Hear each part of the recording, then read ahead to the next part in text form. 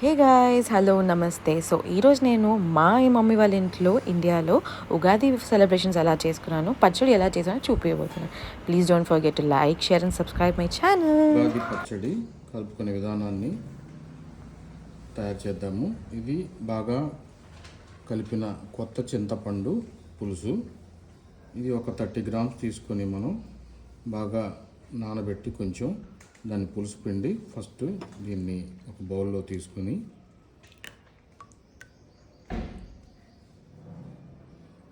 ఆ తర్వాత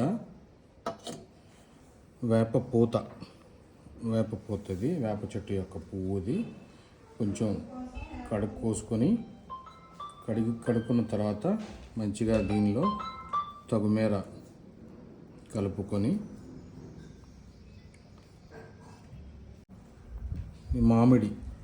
పచ్చి మామిడి కాయ కాదు, మాదిరిగా తయారైన కాయని మనం గుజ్జుగా తీసుకొని లేదా ముక్కలుగా కోసుకొని ఇందులో తొగమేర కలుపుకొని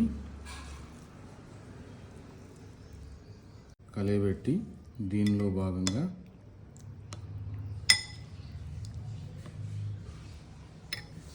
కొంచెం బెల్లము,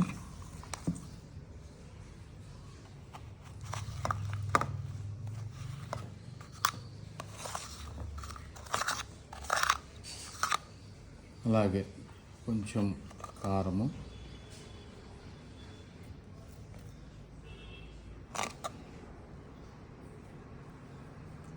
కొంచెం సాల్ట్,